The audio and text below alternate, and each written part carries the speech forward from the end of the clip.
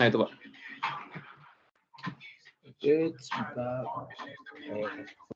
Link.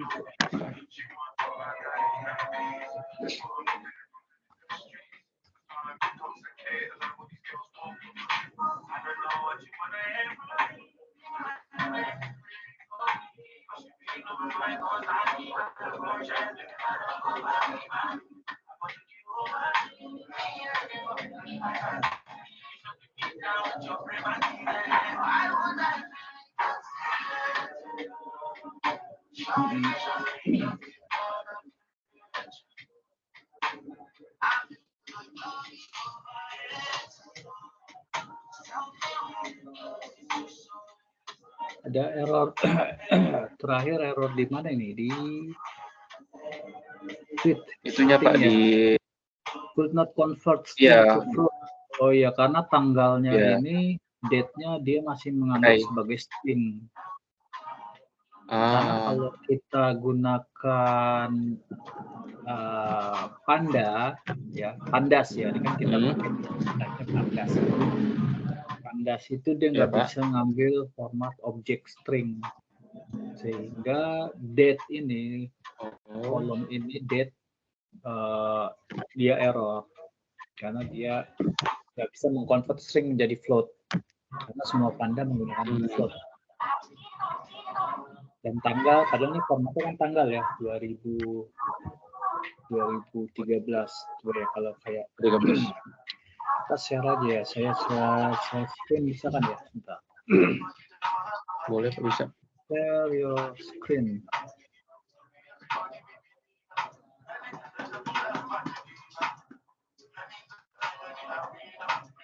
Klik.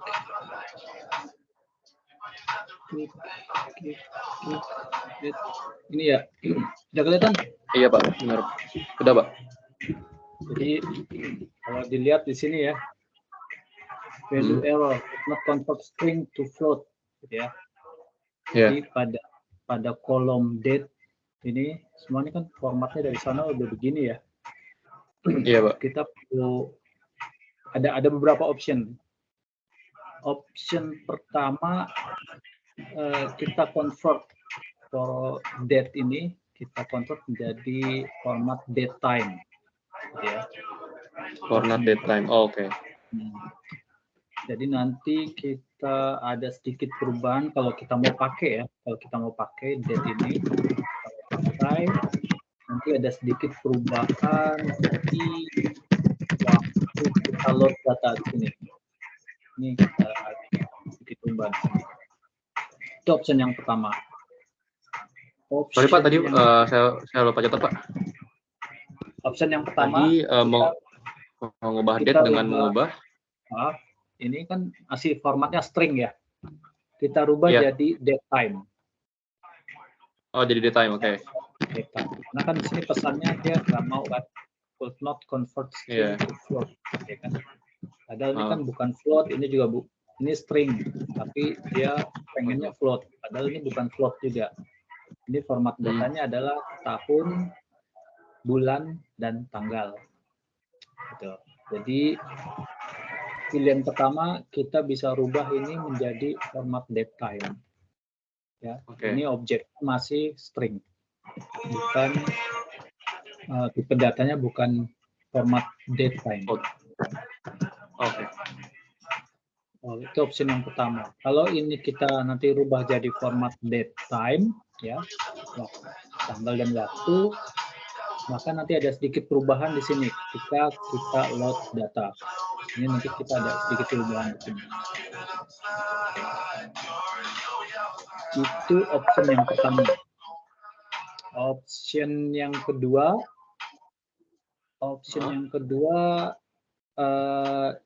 kita biarkan saja date-nya seperti ini, gitu ya. Kita biarkan, hanya saja nanti kita nggak pakai dulu ya, kolom date ini kita nggak pakai seperti yang kalau lihat di tempat saya nih, kelihatan yang saya punya nih, yang saya punya. Ada Pak, ada. Ada ya. Yang saya pakai kalau, nah di sini kan saya kasih contoh nih. Kalau saya contohkan, kalau mau ini saya kasih komentar gini ya, biar kelihatan saja. Kalau ini saya jalankan, saya import dulu libraries-nya.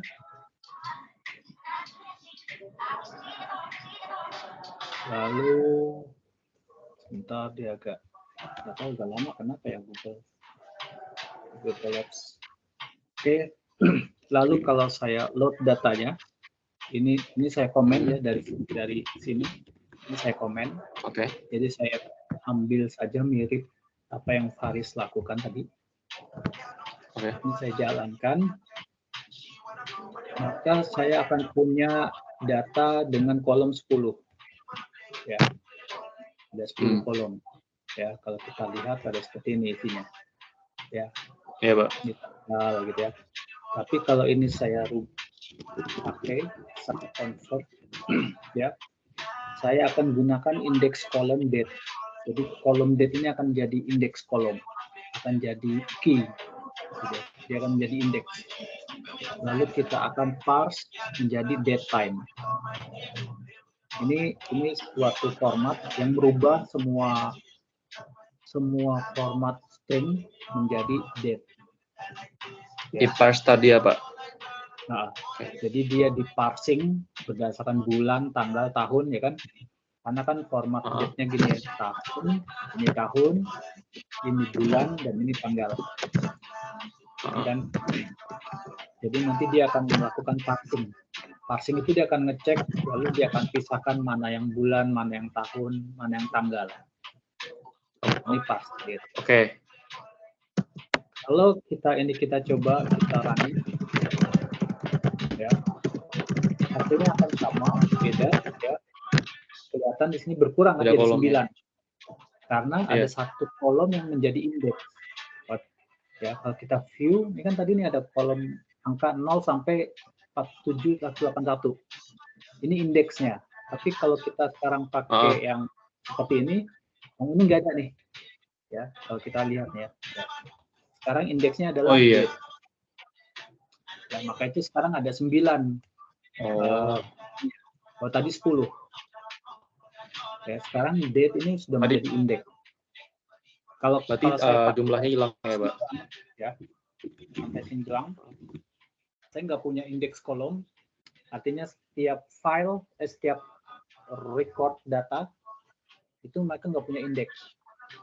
Mereka tidak punya indeks. Artinya indeksnya nggak ada. Tapi Pandasnya Python dia akan membuatkan indeksnya secara otomatisnya mulai dari 0 sampai sekian. Ya, sampai 47. Pak. Ya. Jadi kolom date-nya ini hanya kolom biasa, jadi dia bukan indeks. Ini kalau kita pakai perintah seperti ini. Ya. Tapi kalau kita bilang date itu sebagai indeks, ya, seperti ini, ya, maka kita define, kita sudah definisikan bahwa kolom indeksnya adalah kolom date, ya, tanggal. Lalu dia akan melakukan parsing untuk semua kolom yang ada pada kolom date. Dan nanti hasilnya berbeda. Berarti ntar indeksnya pada tanggalnya ya, Pak? Pada tahun atau tanggalnya ya, Pak? Sekarang jadi tanggal kalau kayak gini.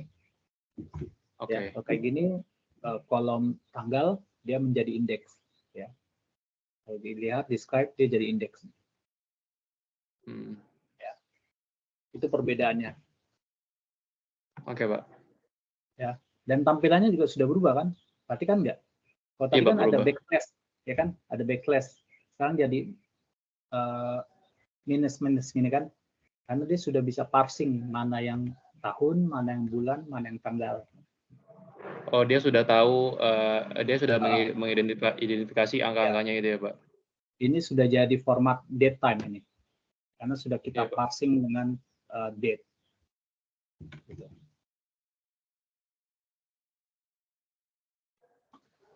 Itu bedanya. Oke, Pak. Tapi untuk sekarang saya belum ke arah sana. Jadi kemarin maka itu di code saya nggak pakai dulu kolom tanggalnya, bukan berarti nggak pakai. Saya belum jadikan dia sebagai indeks, sehingga data akan seperti ini, ya. Maka itu formatnya masih seperti aslinya, tapi indeksnya adalah angka increment dari 0 sampai 7181. Ya. Oke, Pak. Gitu. Nah, itu kedua, Pak. Pelajaran baru nih tentang penggunaan indeks, ya. Jadi kalau mau menentukan indeks mana, misalnya kalau saya mau pakai ternyata indeksnya di sini, misalnya saya bisa aja saya bikin indeksnya di deskripsi, ya kan? Kita punya kolom deskripsi kan, description. Dia bisa aja sini indeks kolomnya description bisa diganti dijadikan indeks. Oh, bukan per ini ya, bukan per kolom ya, Pak? Bukan per baris. Kolom sih hitungannya. Misalnya jadi currency. Ya, gitu. Nama kolomnya kita pakai nama kolomnya. Kita panggil nama kolomnya. Gitu. Oke. Kan kayak gini ya, Bank Holidays kan, French Bank Holidays ini kan description. Kemudian Jerman Bank Holiday ini Jerman. Ini description. Atau ini ada time ya, ini time, ini simbol ya. Jadi kalau mau nentuin siapa yang jadi indeks, tinggal ganti aja di sini. Ya. Oke, Pak. Ini contoh dulu. Kalau nanti mau kita gunakan indexing untuk setiap rows, untuk setiap kolom dan barisnya ada indeks. Gitu. Baik, Pak. Oke, jadi sampai di mana tadi? Sampai di ini ya. Kita pakai ini dulu ya. Kita pakai yang non indexing. Datanya. Ini non index. Terus ini kita describe ya biar kelihatan dulu. Kalau kita mau lihat susunannya seperti ini ya. Head yang 3 paling atas dan yang paling bawah pakai tail. Ya. Kan terlihat seperti ini ya. Ya, jadi kita bisa tahu bahwa data kita itu sudah kita load dan benar gitu ya semuanya. Kemudian di sini ada date, ada time, currency, kemudian ada impact, ada description, actual, forecast, reviews, ada graph gitu ya. Ini grafik dengan angka-angka. Oke, jadi kita tahu dari sini kita punya data dari 1 Januari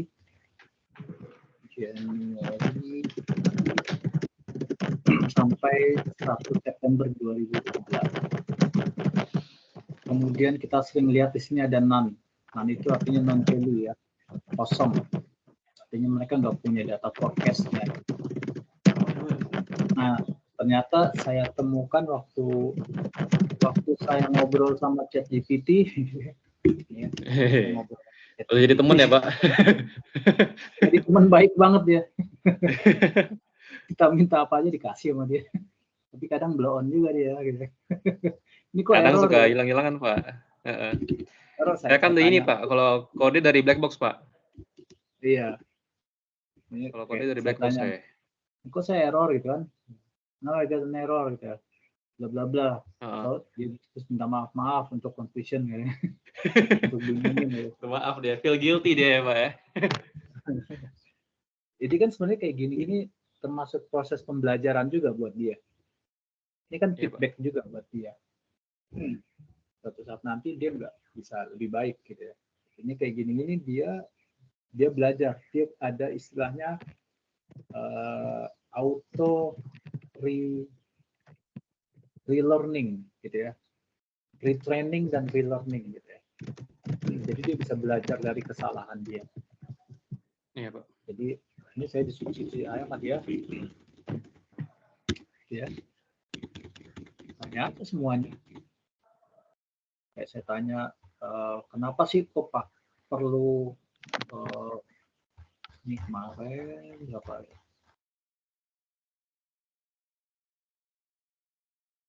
Oke, ini saya tanya model apa yang cocok untuk classification machine learning, karena dalam kasus ini kita kan kasusnya mengklasifikasikan ya, kasusnya bukan apa memprediksi kayak cuaca gitu ya. Kalau memprediksi cuaca besok temperaturnya berapa itu bukan klasifikasi. Ya, kita nih baru belajar membuat model untuk mengklasifikasi berdasarkan data yang kita punya. Yang ada. Gitu. Nah, terus saya tanya, kemarin mulai dari ini bikin grafik, gitu ya. Tanya aja sama ChatGPT, gimana sih untuk mencetak kolom dari pandas, gitu ya. Oh iya. Tanya aja sama GPT. How to print some columns of pandas, gitu ya. Oke, dikasih tahu, misalkan kamu punya data ABC gitu, print, text, udah gitu doang, udah. Atau dikasih cara yang lain. Iya, Pak. Base kita adaptasi dengan data kita aja. Gitu. Kadang kalau enggak, saya langsung ke sini misalkan nih ya. Saya kasih tahu aja ke ChatGPT, saya punya pandas dengan kolom date, description, atau previous misalkan, nggak harus komplit ya, padahal kita punya lebih ya, kita punya apa nih, punya previous, punya impact, previous, net use, drop. Kita punya ini semua, tapi saya bilang di sini saya hanya punya ini dulu, terus tanya di Python gimana sih how to define water record is with positive while actual is greater than previous atau negatif. Kan intinya gitu ya. Terus dia kasih tahu, ya, Pak. Ini loh caranya. Oh, dia bikin function kategori bla bla bla, kalau ini functionnya gitu kan. Oh, artinya yang saya bikin sudah benar gitu ya. Tinggal nanti cara aplikasinya aja, how to apply-nya. Jadi saya lihat yang ininya. Saya dapat knowledge baru dari ChatGPT gini untuk mengapply-nya. Ya, akhirnya saya apply di sini kan. Waktu ya, saya mengapply function ini ya. Nah, saya bikin function kan hampir sama functionnya. Ya, saya bikin sama, datanya saya ambil data aktual, kalau lebih besar dari data forecast maka dan data impact itu high atau data impact-nya sama dengan medium, maka return-nya positif. Ini adalah function yang kita bikin. Terus cara apply function itu ke dalam elemen kita bikin. Ini kan saya dapat dari ChatGPT. Ya, saya ambil dari sini aja. Ya. Kalau di sini kan categorize ini ada nama function-nya, ya, nama function. Kalau saya punya nama function yang new analyze element, ya di sini new analyze existing 1. Ya. Oke, kita dari awal aja biar Rifki juga nggak nyasar. Rifki nyasar nggak bingung. Iya benar. Bingung deh Pak, ini bahas apa katanya. Bingung. Nggak sembung naik ojek.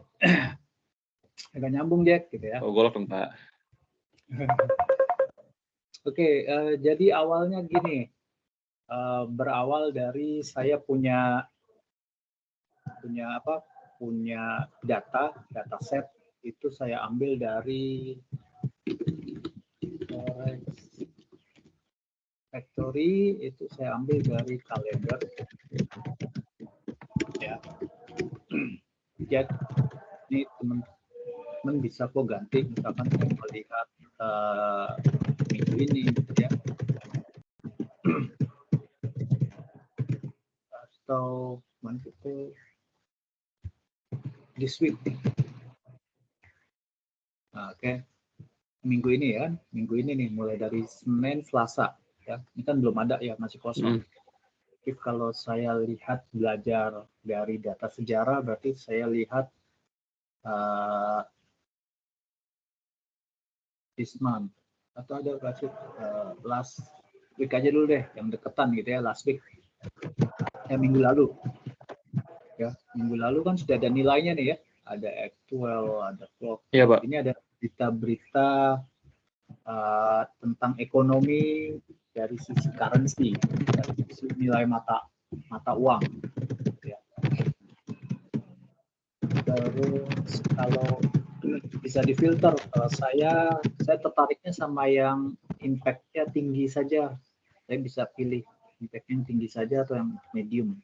Merah itu high impact ya, merah high impact. Orange itu medium impact, kuning low impact.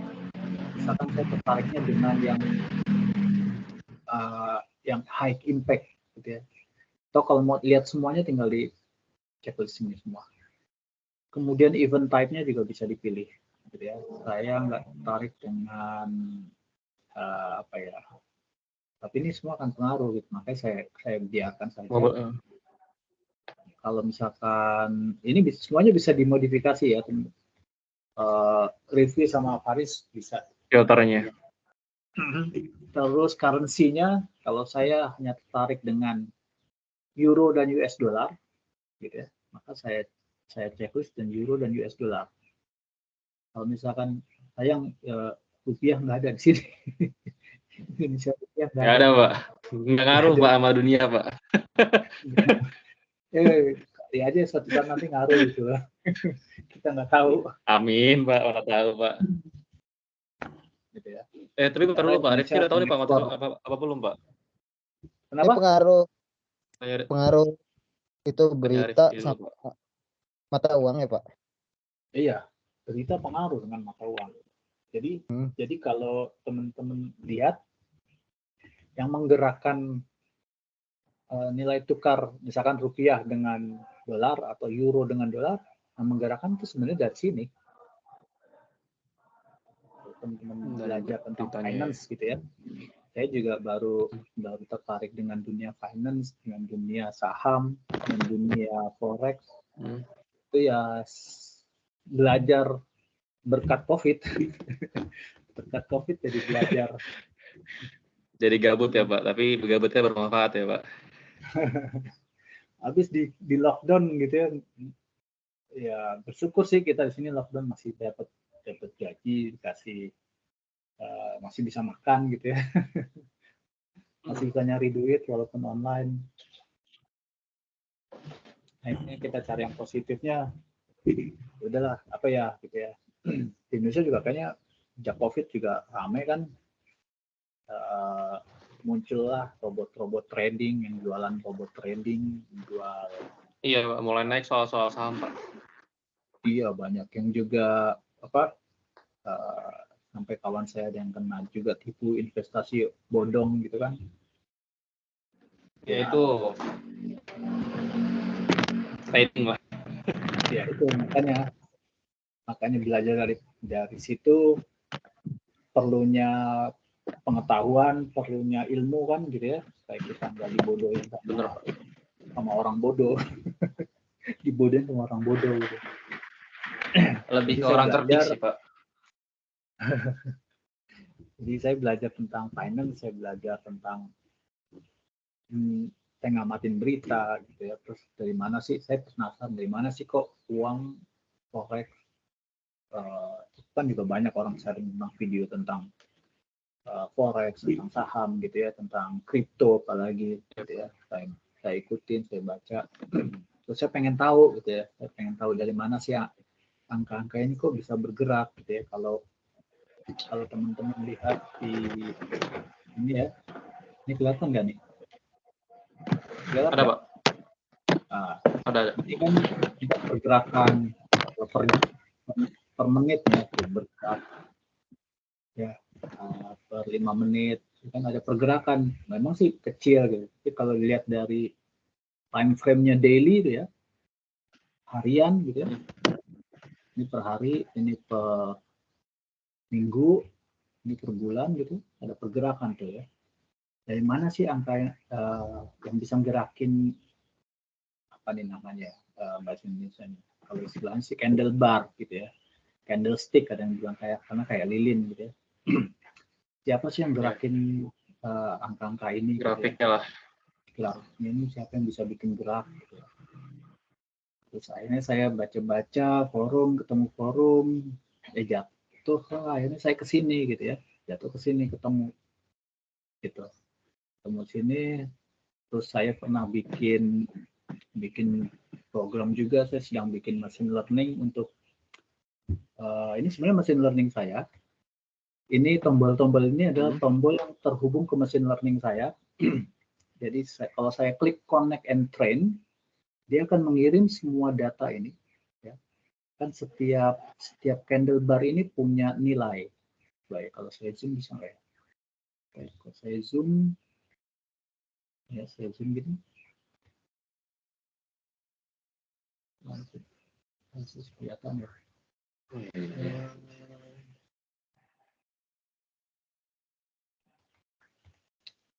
Octa markers, ya. Ini ada buntutnya. Ini adalah nilai yang paling tinggi, harga tertingginya. Ya, ini harga terendah. Ya, kalau yang warnanya putih penuh, ini harga open, harga close gitu ya. Setiap ini punya harga open, close, high dan low. Jadi setiap satu candle itu punya harga, punya indikasi harga. Nah, harga-harga ini nanti yang menggerakkan itu sebenarnya market, ya. Selain market, tentunya ada orang besar di belakang ya, itu seperti bank atau investor besar ya yang bisa menggerakkan ini. Kalau kayak trader kecil sih nggak ada apa-apanya gitu ya.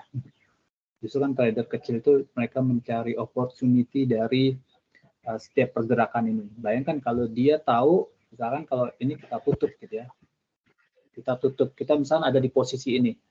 Kalau kita tahu besok itu harga euro akan turun gitu ya, tentunya kita bisa ambil action kan, kita ambil posisi, kita bisa buka suatu transaksi di sini, kita bisa ambil posisi sell, kita bisa jual euro kita bisa jual sell, maka kita dapat untung di sini kalau kita tahu gitu. Nah, masalahnya kan gimana saya bisa tahu?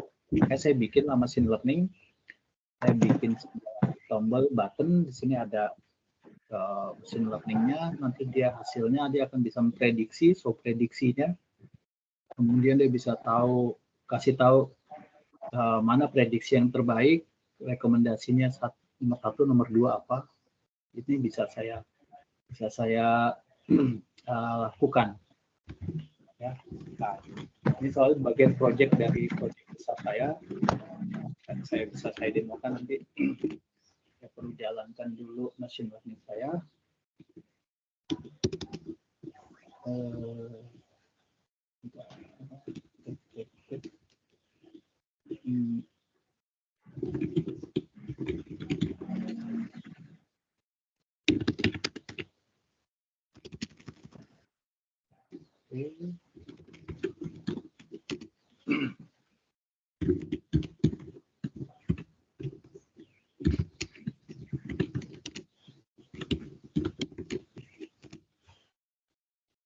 Oke, machine learning-nya sudah jalan. Jangan belum. Belum. Ini yang Bapak share di website itu ya, Pak? Kenapa? Buatan yang pembuatan yang Bapak share di web itu ya, Pak? Iya, betul. Ini masih dalam tahap pengembangan. Saya masih dalam tahap pengembangan, jadi masih dalam tahap uji coba. Terus, oke, sekarang sudah jalan machine learning-nya.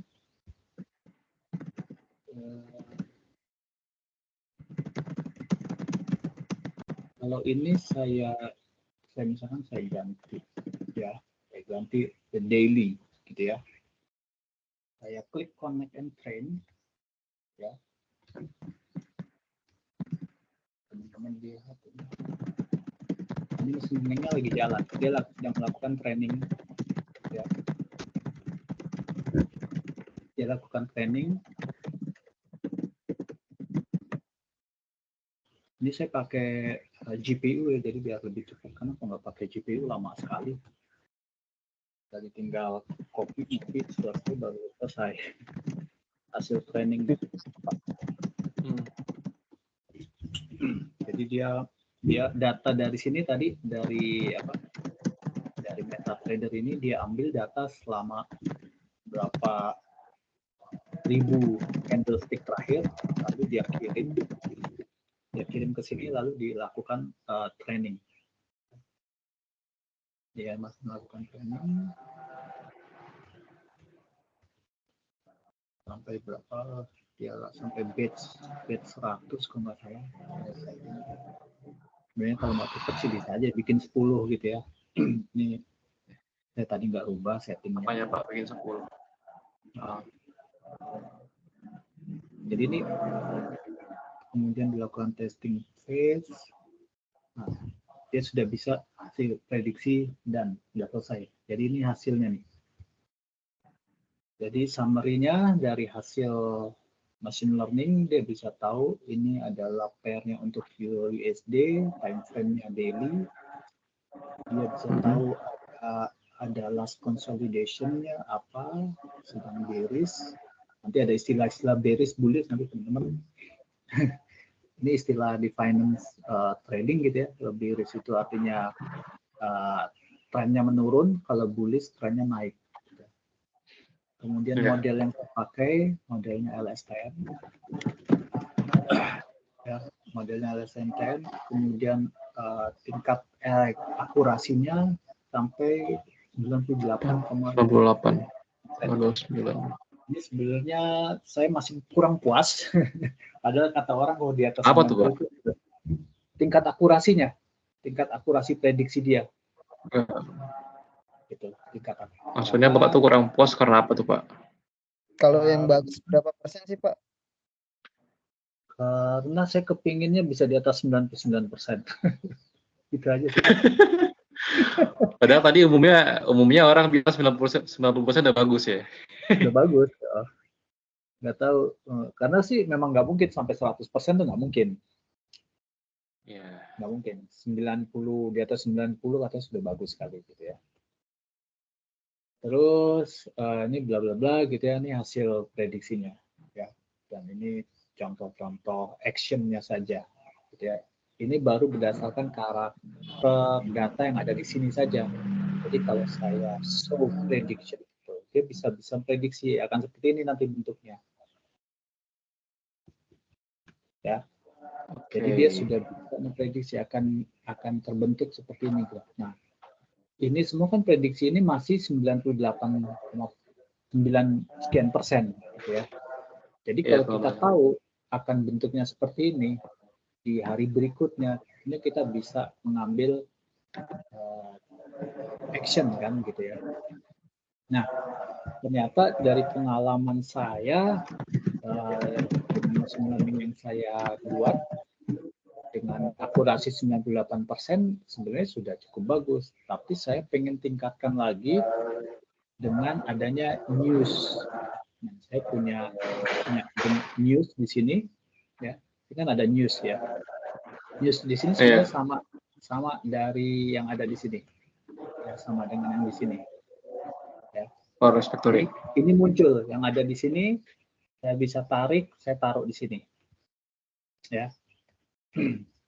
Jadi saya bisa tahu nanti jam 5 sore nih akan ada news warnanya orange, artinya orange. Ini medium impact-nya, ya, medium impact-nya. Terus nanti malam jam 02.30 waktu Eropa, ini kan waktu Eropa, mungkin karena pengumumannya punya Jepang, Tokyo gitu, mungkin di Jepang, Tokyo, ya. Jadi nah ini indikator-indikatornya. Nah ini yang mau saya integrasikan ke machine learning saya. Hari ini masih belum saya terapkan. Karena dengan news ini kalau kita lihat yang ya dengan news ini, contoh misalkan kapan ya yang daily, coba kelihatan daily-nya.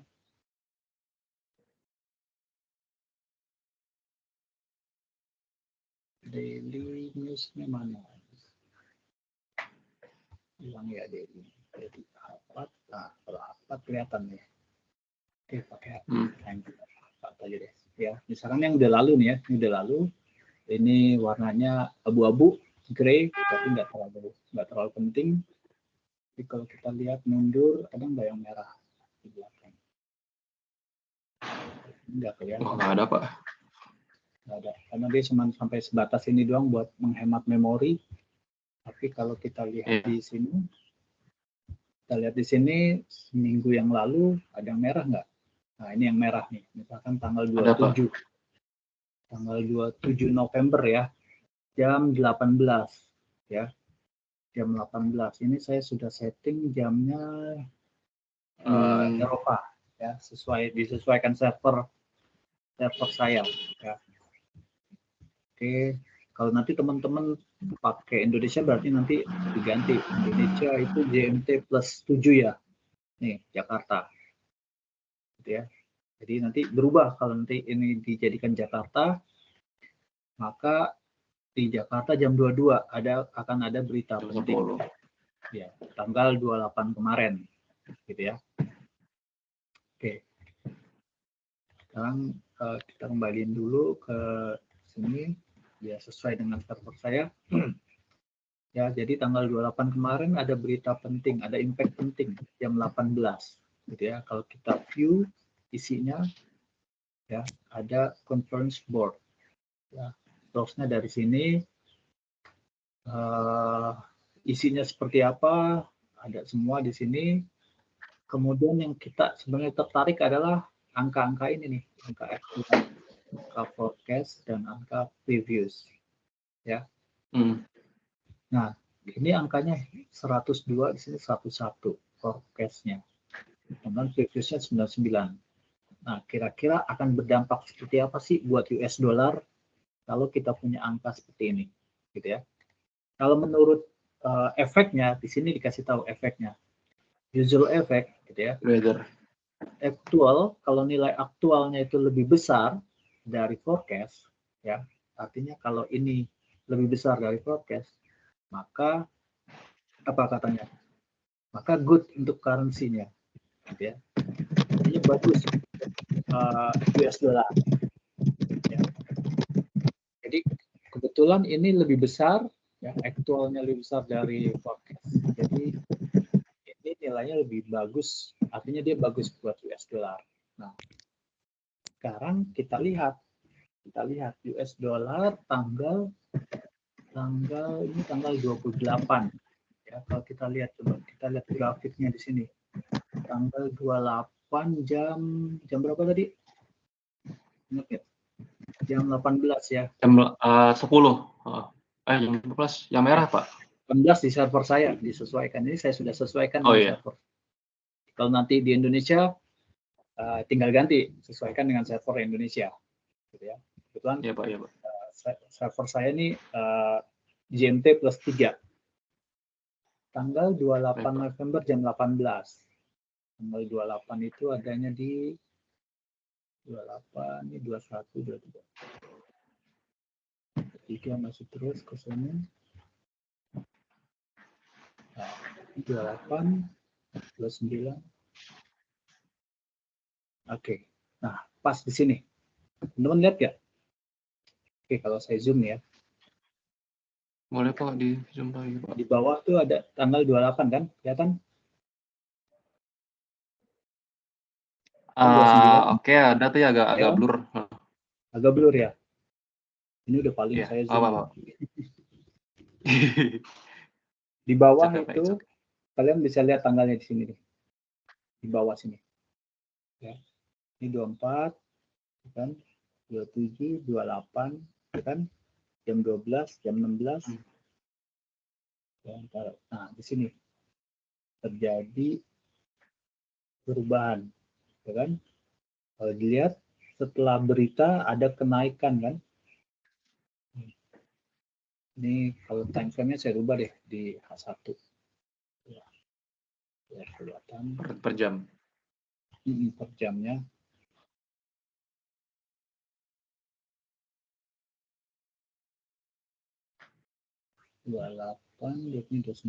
Nah, jam 18. Nih kan, jadi pergerakan yang besar kan di sini. Iya Pak. Lihat nggak di bawah nih, paling bawah sini. Tinggi candlenya. Nih Ya, di bawah Pak. sini. Ini jamnya. Tanggal 28 November jam 18. Jadi pergerakan. Ya. Pergerakan dia naik dulu, katanya bagus kan, tadi katanya bagus buat US dollar kan. Kalau bagus Ya, Pak. buat US dollar artinya apa? Dibandingkan dengan euro, kalau US dollarnya menguat, makanya euronya akan menurun kan gitu. Ya kan? Setelah menguat dia turun. Kadang memang efek berita itu hanya dalam hitungan jam. Tapi bayangkan kalau teman-teman tahu begitu baca berita, oh ini akan turun. Kalau kita ambil posisi setelah berita, kan berita jam 18, ya kan di launch. Time frame ini udah di jam 19, ya. Maka dia akan turun. Gitu. Euronya akan harga euro dan US dollar akan turun. Nah, euro turun, dolar naik ya Pak. Setelah berita, kadang memang perubahannya itu sebelum dan sesudah berita. Itu yang paling penting. Terus kalau dilihat lagi jangka panjangnya, trennya dia masih naik kan, karena garisnya ini masih naik dia sampai ke sini. Gitu. Karena bagus kan menurut berita tadi, ya, beritanya bagus, maka kita bisa ambil aksi di sini. Nah, itu target dari project ini, gitu ya. Jadi kalau kembali ke sini, di mana data-data yang kita punya itu kita ambil dari ini semua. Kolom-kolomnya adalah tanggal, time, currency, impact, deskripsi, detail nggak bisa kita tarik, ada actual, forecast, dan previous, dan graph. Gitu ya. Kita punya data di sini. Ya. Nah, itu tadi sejarahnya. Maka kita dapat data-data selama 10 tahun dari 2007 sampai 2017. Kita sudah ambil data ini, sudah kita koleksi. Sengaja saya taruh di server saya biar mudah ditarik, dibaca gitu ya. Jadi saya taruh ada di server saya. Lalu ini untuk melihat isi dari data yang sudah kita load di sini.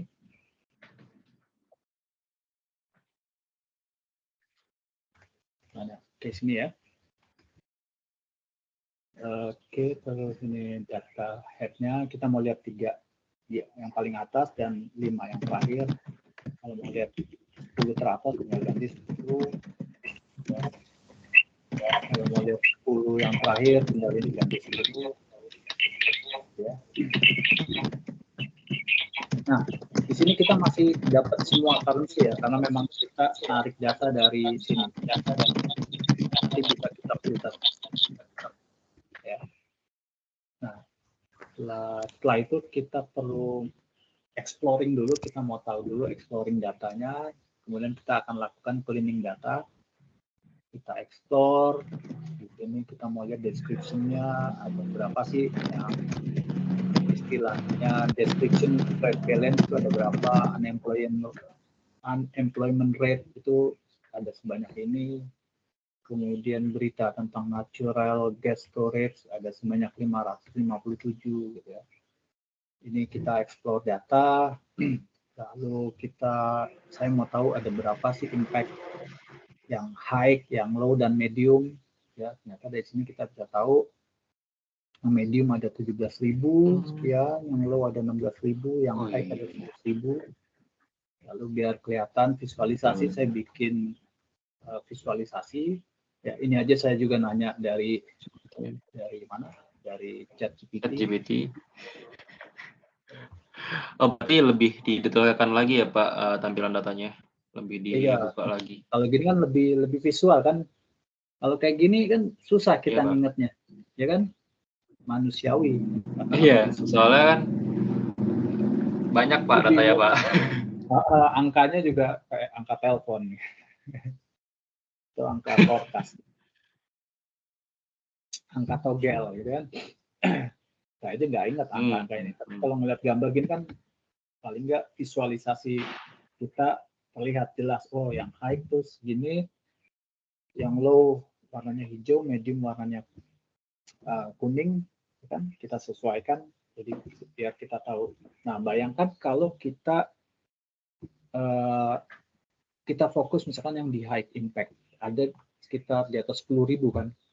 Kalau setiap high impact ini kita bisa prediksi lebih dulu, maka kita akan punya peluang 10.000 kali menang.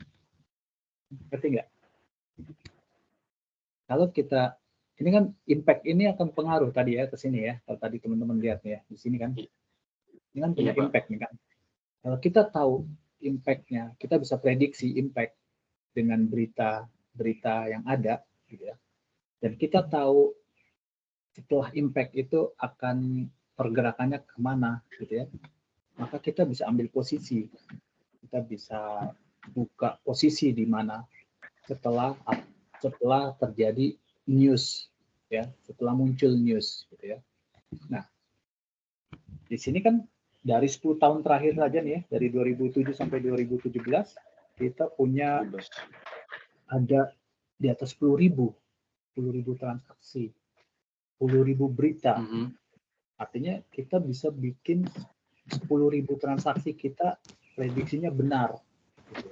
Bayangkan kalau 10.000 transaksi kita selama 10 tahun itu benar, ya, maka machine learning kita bisa melakukan prediksi kalau ada berita yang high impact. Karena dia belajar dari kasus-kasus sebanyak 11.000 berapa? 11.674. Ya. Yang dari high situ impact dia ya bisa Pak? belajar. Dari situ dia bisa belajar. Gitu. Itu yang goals dari project ini. Ya, ini tadi bikin plotnya, terus kalau saya mau lihat detailnya apa saja sih yang punya high impact, ya, tampilkan yang high impact ini. Jadi saya filter di sini data yang impact-nya equal to high, gitu ya. Lalu yang ditampilkan ini saja, gitu ya. Saya nggak perlu, bisa saja sih time saya nggak perlu, misalnya bisa aja kita hapus begini, bisa juga, ya. Tapi saya rasa time perlu, ya, karena biar tahu juga di jam berapa dia terjadi transaksinya. Gitu ya. Jadi apa yang mau kita tampilkan kolomnya ada di sini, kita deskripsikan di sini, ya. Kalau berikutnya saya mau tahu yang punya medium impact, ini bisa kita copy, saya tambahkan code di sini, copy paste, ini masuk ke medium impact, ini saya ganti namanya jadi M, ini saya ganti jadi medium, ini saya ganti jadi medium. Oke, maka kita dapat semua news yang memiliki medium impact. Gitu. Ya, ini ada 11.600, ini ada 13.000. Ya, tentunya harus sama dengan angka yang ada di sini. Nah, ini kita masih explore data, lalu kita perlu membersihkan data karena kayak kolom not use dan graph kita nggak perlu, jadi kita drop, kita pakai function drop di sini, kita drop kolom not use dan graph, ya. Kita drop data lalu kita simpan di dalam sebuah dataset baru, kita sebut dengan data clean, gitu ya. Jadi ini data asli, ya, data ini data frame asli, ya, data frame asli, ini data frame yang sudah clean, yang sudah kita drop. Tapi sebenarnya belum benar-benar clean karena masih ada non value ya. Nah, untuk itu kita akan nyimpen semua data yang nggak ada none-nya. Kayak gini kan ada none nih. Ini nanti kita hapus, ya. Karena kita nanti nggak bisa compare nilai actual dan forecast yang 0, ya. Ini nggak bisa, ya kan? Kalau misalkan kita memprediksi aktualnya sekarang 52, tapi forecast-nya nggak punya, maka kita nanti machine learning-nya nggak tahu, ya, dia nggak bisa memprediksi dengan baik dengan nilai NaN seperti ini, ya. Jadi kita akan drop kembali semua kolom, semua baris, ya, semua baris yang memiliki minimum 3 non value, terutama nilainya di nilai actual, forecast, dan misalnya saya mau tambah lagi di sini apa tadi previous ya. Ya, kelihatan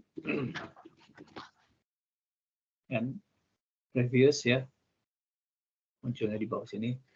Jadi saya akan keep, kemudian yang ada NaN value-nya akan kita hapus, akan kita drop, ya.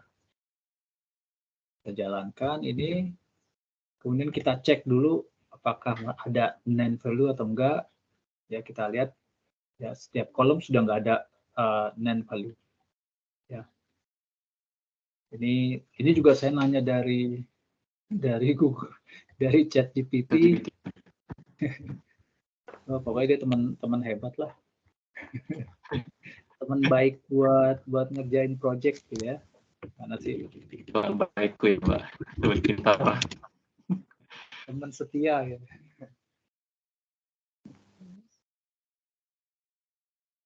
Iya, Pak.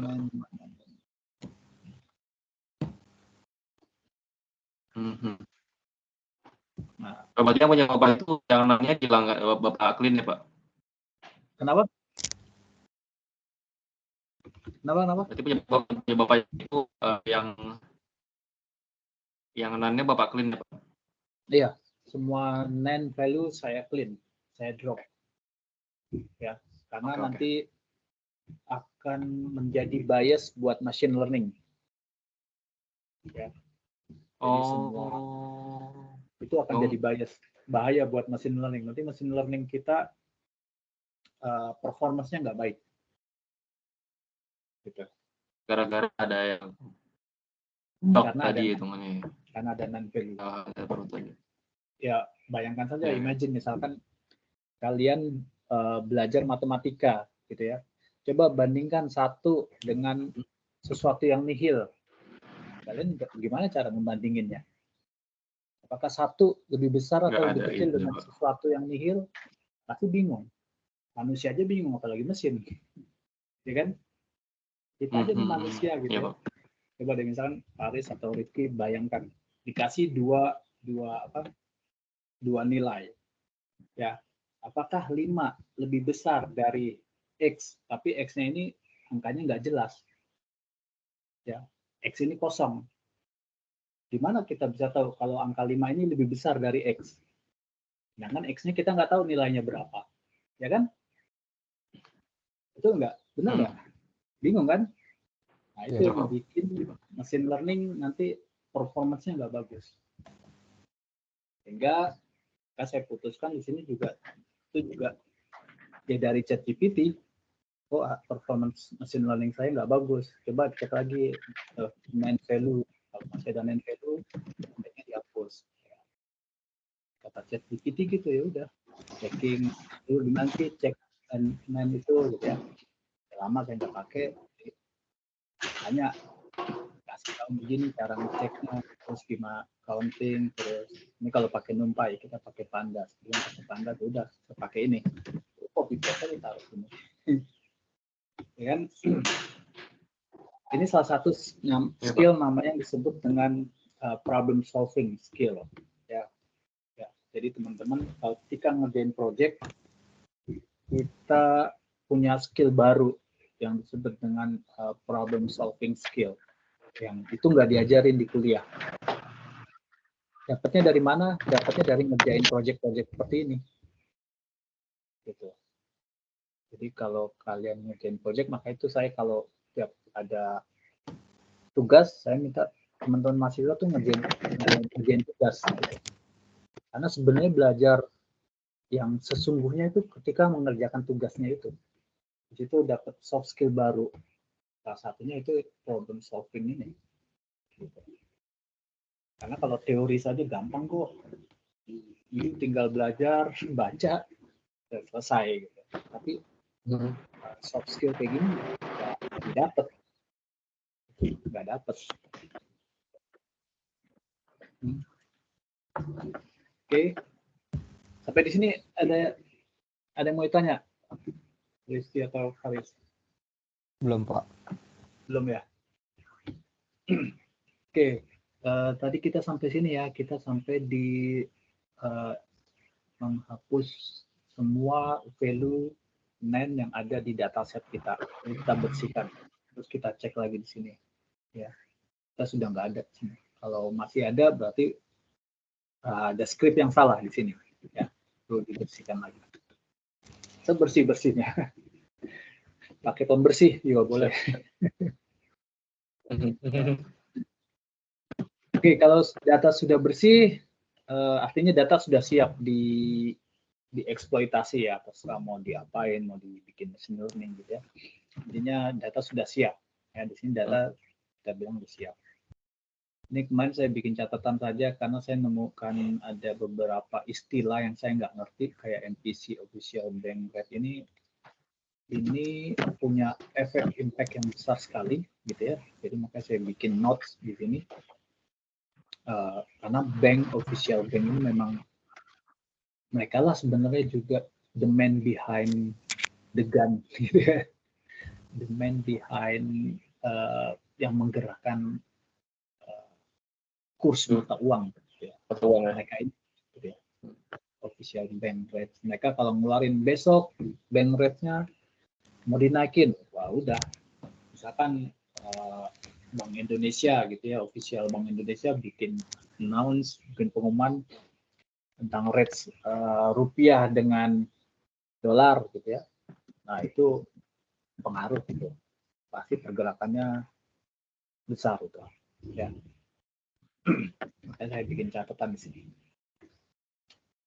Oke, berikutnya kita tadi sudah explore, kita temukan ya ada NaN gitu ya, kemudian ada angka-angka persen, ada simbol persentase gitu ya.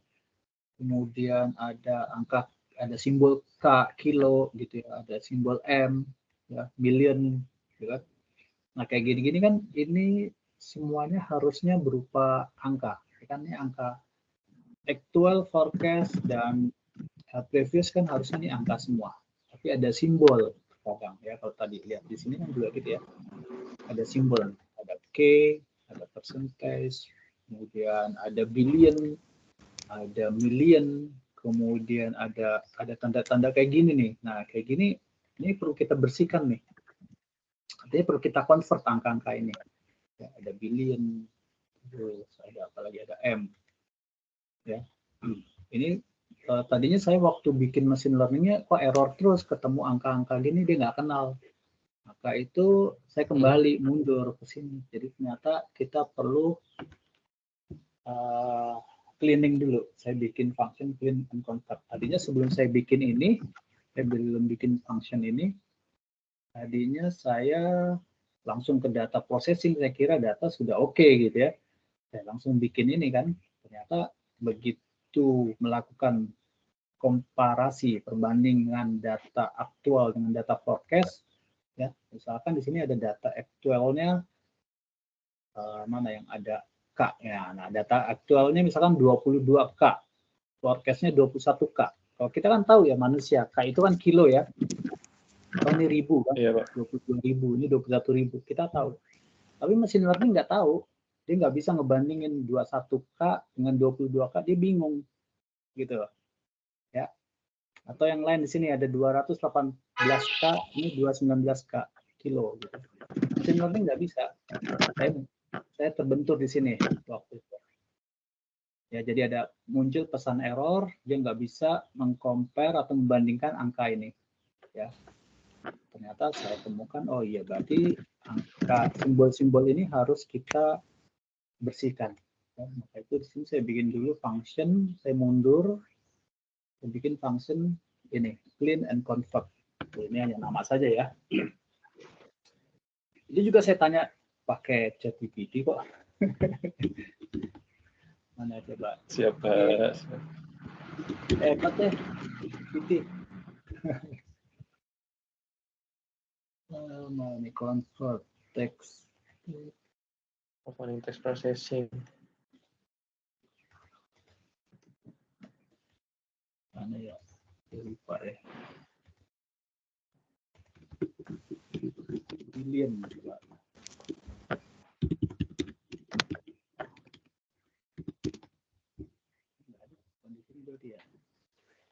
Ya gitu deh, lupa pokoknya saya pakai ChatGPT juga, ini saya tanya.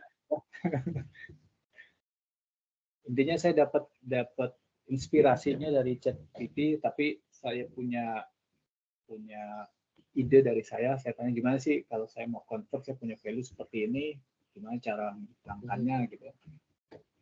Akhirnya muncullah seperti ini gitu ya, saya kombinasi, saya tambahkan ada apa saja, ternyata tadinya cuma satu seperti ini, terus nambah, kok masih ada error, dia nggak bisa, ada M, ada simbol K, ketemu B, terus ketemu lagi triliun, terus ketemu lagi simbol apa nih namanya, garis atau gitu ya, dan seterusnya. Jadi saya replace semuanya dengan nilai kosong. Ya, gitu. Kalau sudah nilainya sudah benar apa adanya, berarti nggak perlu apa adanya. Karena kan sebagian besar ada simbol nih, ada persen, ada B. Ya, kalau ini sudah apa adanya nih, ini nggak perlu ya. Tetap jadi selain itu value-nya tetap ya. Jadi nggak perlu kita rubah-rubah untuk yang value-nya sudah oke. Tadi function clean and convert. Kemudian kalau sudah, maka yang kita perlu clean dan convert adalah kolom-kolom ini, nilai kolom actual, forecast, dan previous. Ya, jadi kita akan clean, data clean, ya kita apply pakai function yang sudah kita buat di atas ini. Ya, seperti ini saja kita sudah applying function kita kepada ketiga kolom ini. Ya, sudah, ini kita running dulu functionnya, kita apply, ya harusnya ini sudah nggak ada lagi simbol-simbol. Tapi kadang saya juga aneh nih, kok di sini masih muncul nan gitu ya. Padahal tadi di atas di sini sudah nggak ada nan kan? Gitu. Iya Pak. Nah ini saya apa perlu di clean lagi Pak di bawahnya Pak? Kan makanya itu di bawah nanti saya clean lagi, di bawah sini saya clean lagi untuk memastikan sebelum saya lakukan machine learning, saya lakukan clean lagi nih di sini nih. Nah ini saya lakukan, saya double check lagi kalau masih ada gitu. Karena kan mungkin setelah ada proses dropping, ada proses clean dan convert gitu ya, mungkin dia masih ada ya. Ini masih nggak tahu, saya juga masih perlu cari tahu nih. Padahal di sini di atas sudah dicek nggak ada ya, untuk setiap kolom sudah nggak ada name-nya. Itu waktu saya setelah applying function di atas ini ya, lalu saya cek tail kok masih ada. Nah ini perlu, kan nanti saya cross check lagi ya. Nah itu tadi cleaning, sekarang kita step berikutnya data processing.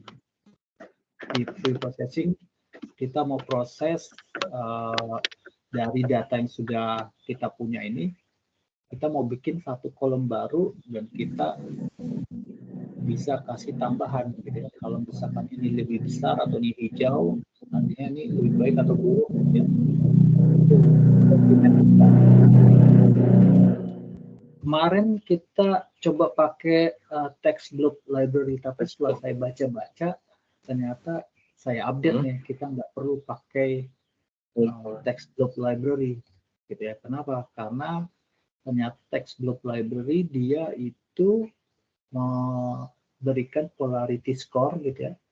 Polarity score-nya -1 itu untuk negatif, 0 itu untuk netral, 1 itu positif. Ternyata text block itu dia hanya menganalisis berdasarkan deskripsi yang ada ini nih. Ya. Oh iya, bukan nilainya ya, Pak ya? Bukan angkanya, sedangkan saya tertariknya di sini kan. Ya angkanya, iya Pak. Kita tertariknya di sini. Justru ini yang iya. apa ya? Yang esensialnya kan dari angka-angka ini. Ya kan? Iya, misalkan Pak. Ini crude oil inventories, gitu ya. Nah, bisa saja si text block dia hanya menganalisa kalimat ini. Ini bisa positif, bisa negatif, bisa netral berdasarkan polaritinya. Setelah saya cek kok nggak valid. Saya cek hasil dia, mungkin saja kebetulan ini negatif karena ini merah, gitu. Tapi bisa saja ada warna merahnya ya. Suatu saat bisa saja kan positif kalau dia ini hijau.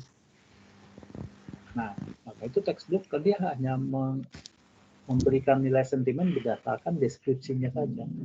Lain cerita kalau kita punya berita lengkapnya. Mana berita lengkapnya? Nah, di sini misalkan ini. Coba kita buka.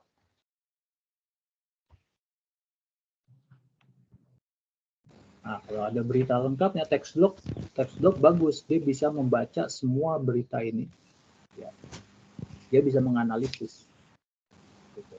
Sentimen analisis dari sepanjang ini dia bisa. Gitu.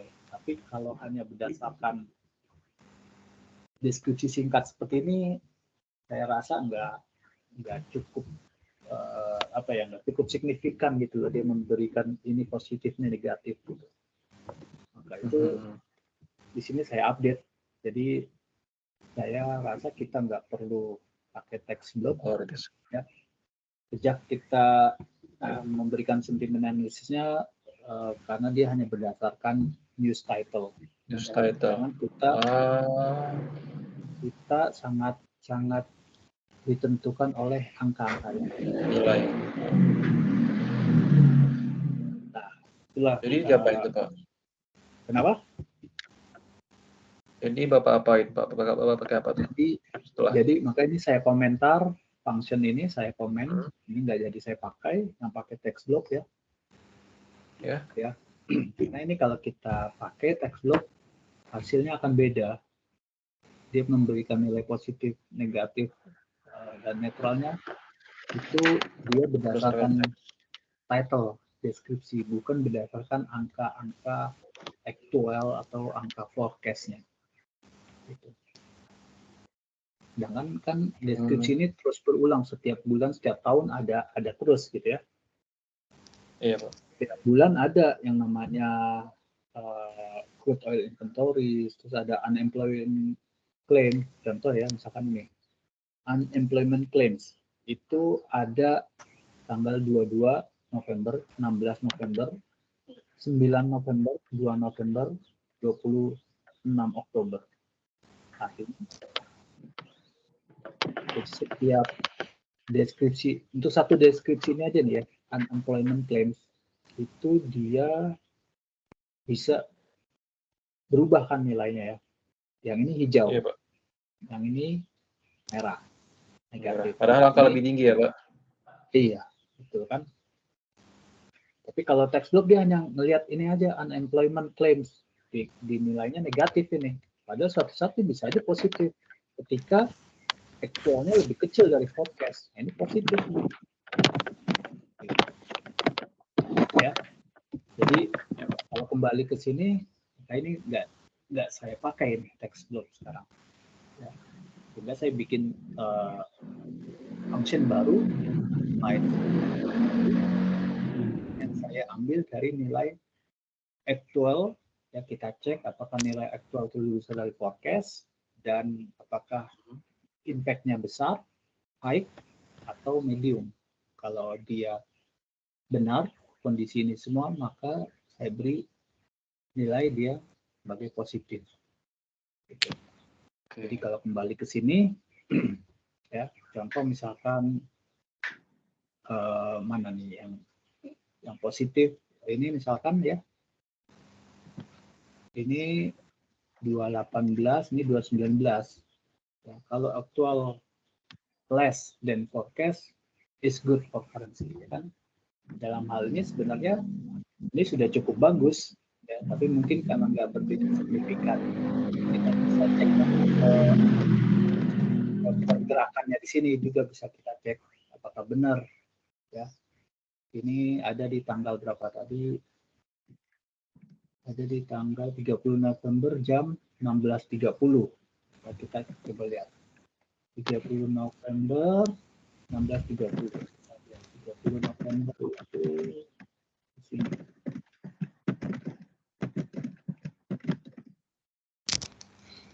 Jam 16.30.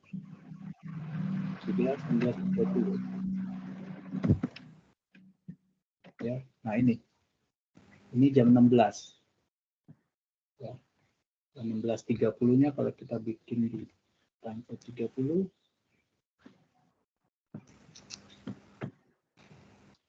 Nah ini.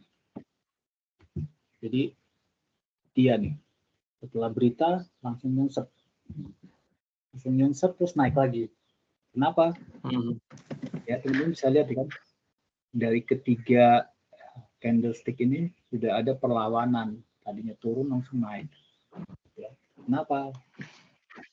Ternyata ini yang membuatnya. Ternyata angkanya lebih kecil dari angka aktualnya lebih kecil dari forecast. Dan artinya dia baik. Kalau kan menurut petunjuknya begitu. Kalau nilai aktual itu lebih kecil dari nilai forecast, maka dia bagus. Makanya dia naik. Gitu. Artinya dia bisa positif. Ya. Sentimennya positif, market positif, makanya di sini jadi naik harganya. Gitu. Ya. Nanti kita lihat. Oke, sekarang kita jalankan dulu function ini.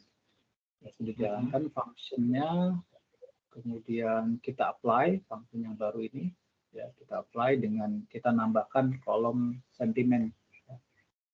Ada data set kita tambahkan kolom sentimen dari data set kita apply function kita pada axis kolom 1. Ya. Lalu kita cek hasilnya. Ya. Ya ada. Sekarang ada new sentimennya.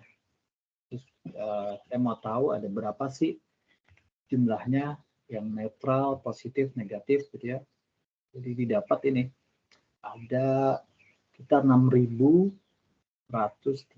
yang sentimennya positif dan 7.000 yang negatif, lebihnya netral. Ya. Ini lalu saya bikin grafik kembali biar mudah kelihatan, ya. Yang negatif sentimen ada sebanyak ini, yang positif ada sebanyak ini. Ya.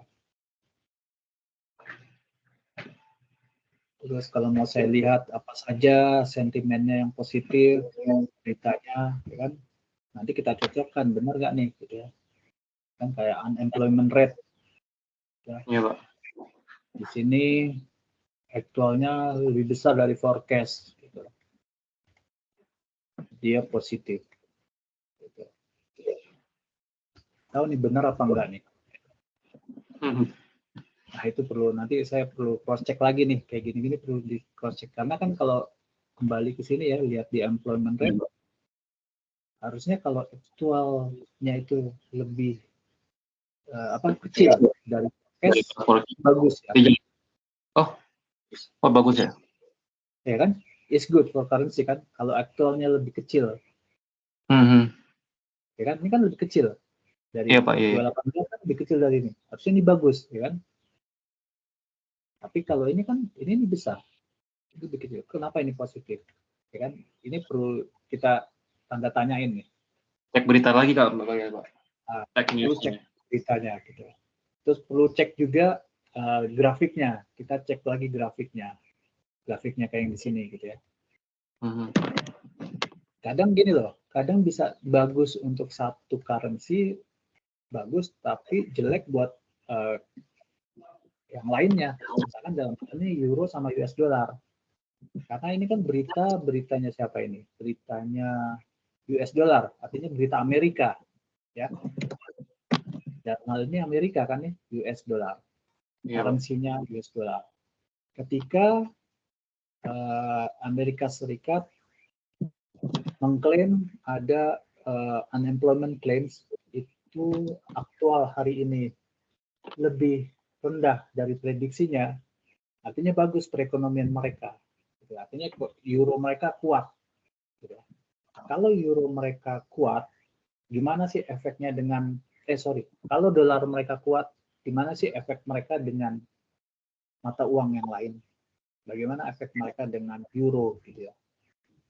Kan gitu yang perlu satu lagi perlu dipelajari di sini, perlu dianalisa lagi. Ya.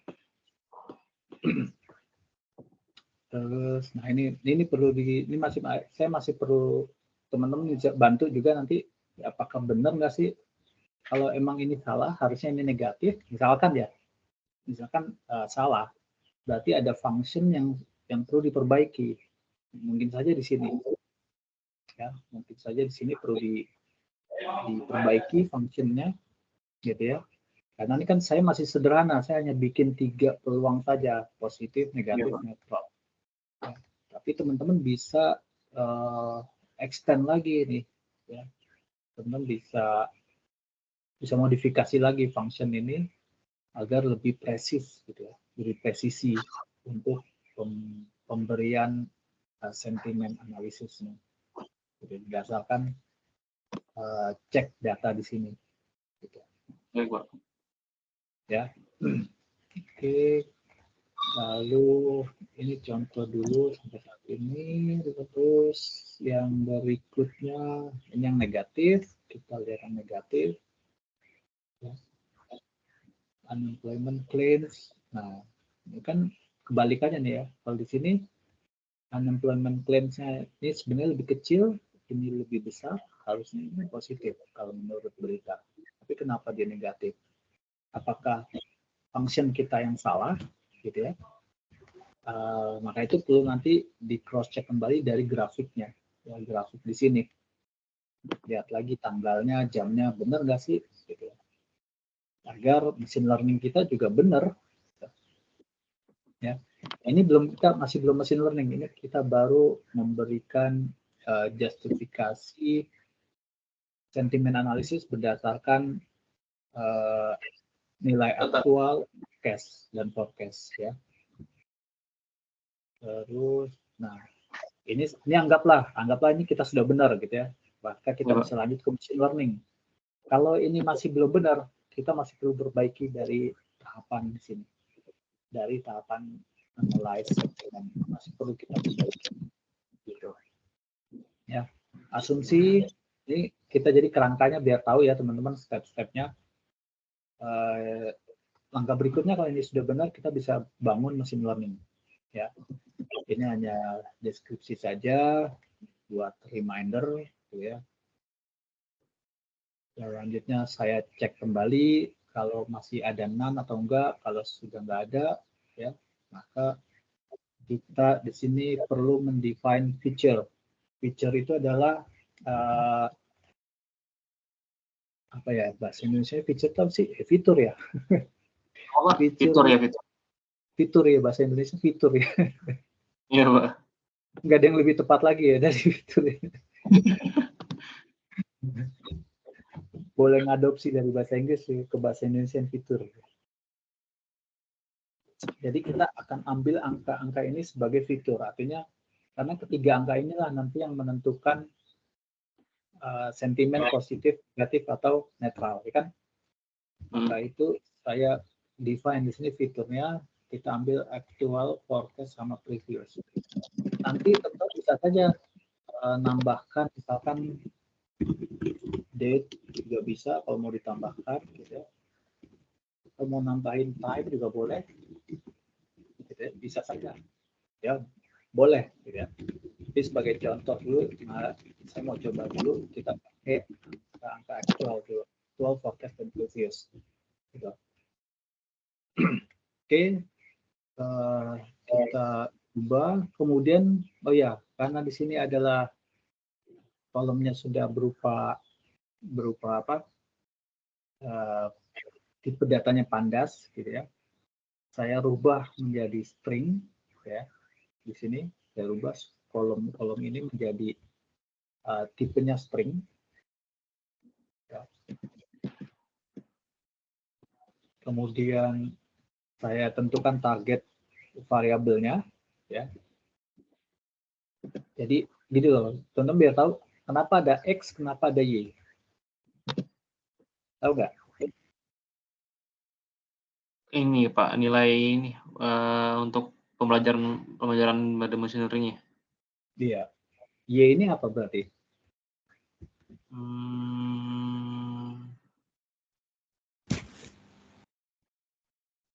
Hasilnya bukan, Pak? Iya, yaitu hasil atau target. Jadi gini, kalau misalkan Faris atau Rifki dikasih nilai aktual, forecast, dan previous.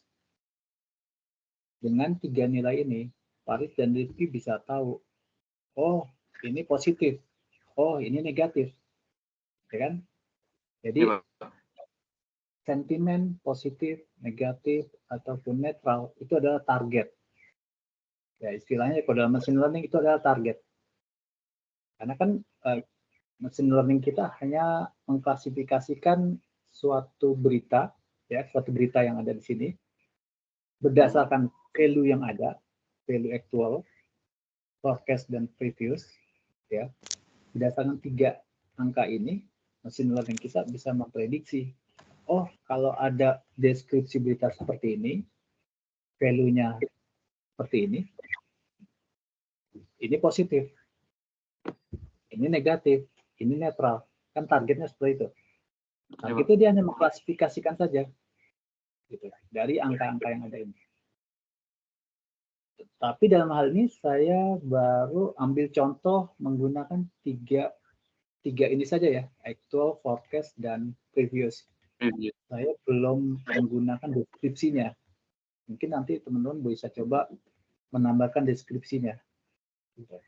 Atau bisa juga menambahkan tanggal dan waktu biar lebih presis lagi. Atau juga kalau mau nambahin currency-nya juga boleh.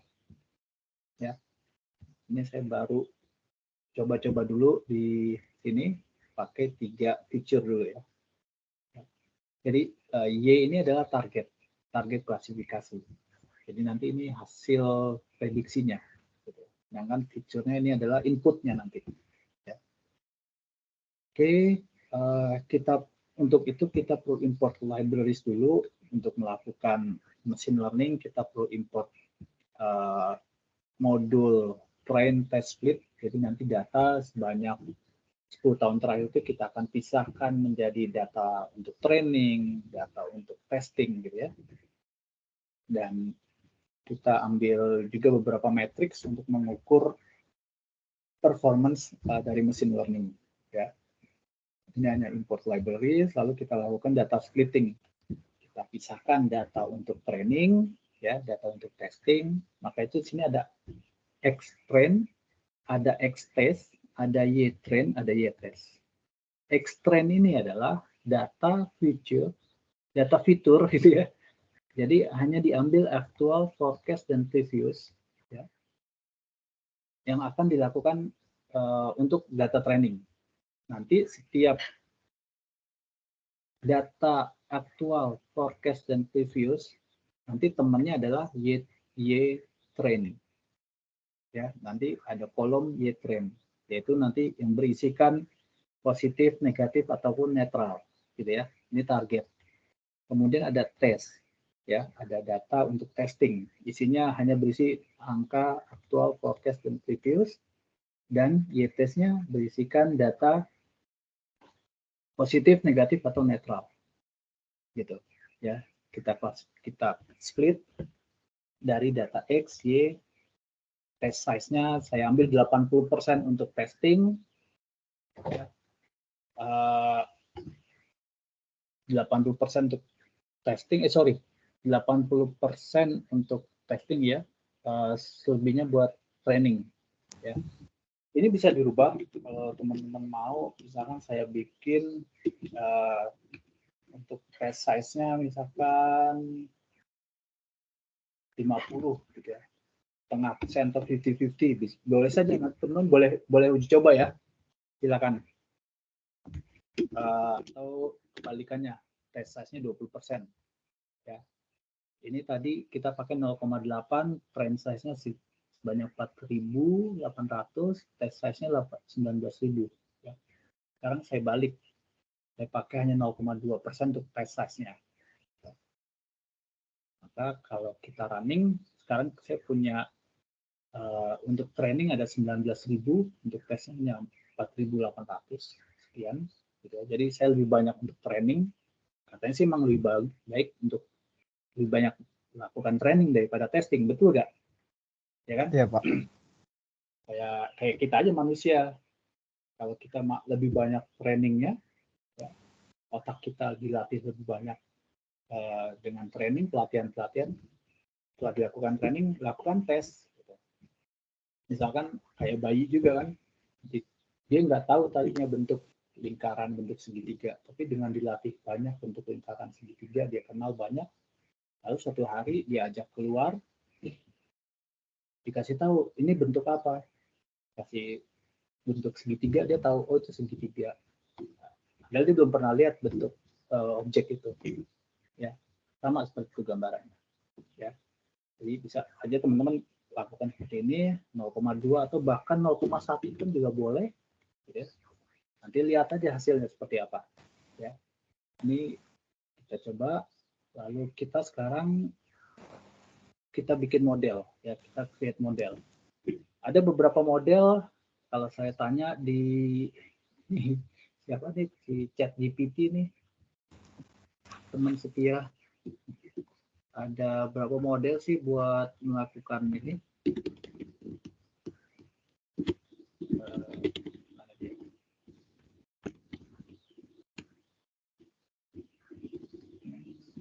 Di atas ya.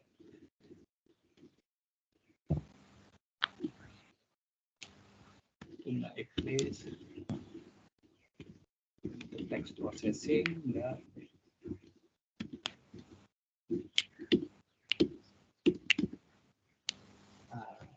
Kayaknya gini ya.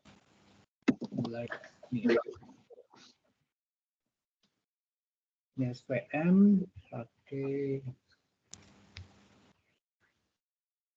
ya, ada di atas ini kalau lupa saya. Dan Nightbase KNN ini enggak saya pakai. Tadi atas lagi.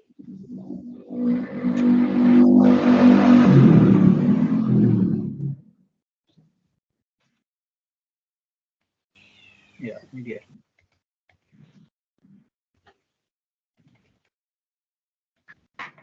Jadi ada beberapa model yang dipropose bisa dipakai.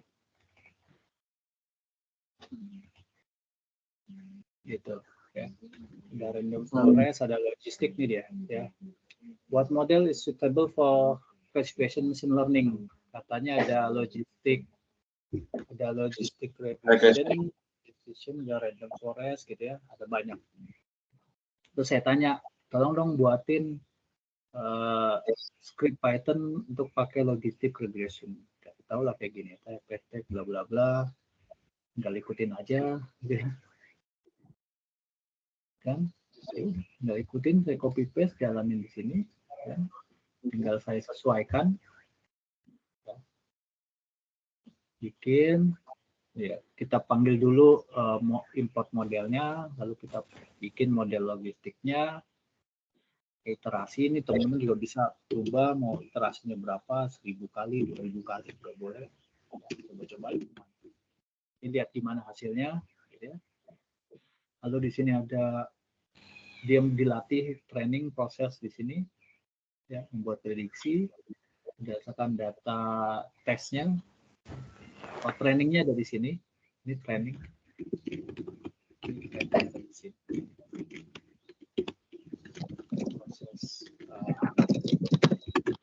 Training proses di sini. Ini adalah testing. Ya. Kemudian di sini evaluasi. Modelnya dievaluasi. Lalu dilihat tingkat akurasinya 0,2. Gitu ya. Precision, recall, segala macam nih teman-teman nanti cari tahu ya istilah-istilah ini, perlu tahu nih ya. Apa itu precision, apa itu recall, apa itu F1 score gitu ya. Nanti bisa lihat di internet. Kemudian saya kadang suka bingung dengan angka, jadi saya bikin grafik di sini ya. Grafik biar lebih kelihatan mana yang precision, recall, mana yang F-score gitu ya. Jadi yang negatifnya itu seperti ini, yang negatif sentimen, yang positif sentimen, precisionnya cukup tinggi ya, dibanding yang negatif. Ya. Kemudian recall-nya dia rendah, tapi yang neutral recall-nya tinggi, gitu ya. Jadi kita bisa lihat secara visual dari model logistic regression. Kemudian saya coba model berikutnya pakai random forest. Saya bikin model kedua. Pakai random forest. Kita panggil, kita import random forest-nya, bikin modelnya, ya. Model RF, kita sebut saja random forest, estimator, 100. Teman-teman boleh main angka-angka ini. Angka-angka ini nanti fine tuning. Jadi kita bisa cari angka yang paling cocok, yang paling bagus buat performance mesin kita. Bisa saja nanti estimatornya ini adalah 50, atau 200, atau 150. Nanti PR teman-teman ya, PR kalian berdua nih, bisa kotak-atik ini, mana yang lebih baik gitu ya. Dicoba-coba ya. Jadi coba lihat prediksinya gimana hasilnya, lalu bikin grafik lagi biar kelihatan mana yang lebih baik. Kalau dilihat dari sini kayaknya random forest lebih baik ya dari logistic regression ya, karena makin ke atas skornya kan makin bagus ya. Kalau dilihat di sini skornya random forest, linear regression masih relatif kecil ya, performanya skornya masih kecil. Tapi ya random forest lumayan, dia bisa sampai 70%, hampir ya, rata-rata di atas 60% ya. Ini masih bisa ditingkatkan lagi, yaitu tadi seperti saya bilang, kalau bisa di atas 90%, 0,9, karena makin mendekati 1 itu makin bagus kinerjanya. Gitu. Ya. Nanti kalian berdua bisa kerjasama cari angka hypertuning gitu ya, angka-angkanya ini bisa dikutak-atik, angka estimatornya dirubah, random state-nya bisa dirubah. Kemudian kalau di linear regression juga bisa dirubah iterasinya gitu ya, dirubah cari yang paling baik nanti hasilnya, dicatat jadi biar kelihatan. Nah ini kita di sini sudah punya model yang sudah bisa memprediksi, sudah dilakukan training, sudah dilakukan testing. Sekarang kita bisa prediksi ya, kita misalkan ke hari ini, kita pergi ke hari ini, today to tomorrow ya, tomorrow dia besok masih kosong.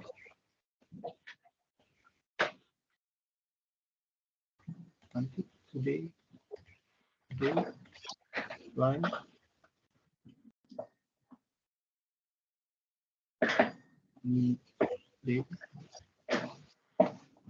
tomorrow, sekarang tanggal 4 Desember, tomorrow tanggal 5 Desember. Nah ini seru nih. Besok hari Selasa jam 18 waktu server saya. Nanti teman-teman kalau di Indonesia nggak tahu jam berapa ini. Jam 10, Pak. Tambah, ya, jam 6, enggak dong. Jam 10 ya? 6 tambah, ini saya GMT plus 3 ini. Teman kan GMT plus 7. Jadi tambah 7. Oh iya benar, 10, benar. Jam 10 malam di Indonesia. Kita lihat nih, kalau ada ISN service PMI, angkanya segini. Kita coba masukin ya. Angkanya di 52,5, 51,8. Kita coba memprediksi dengan angka aktual input data 52,2, 52,5 ya. Kemudian previousnya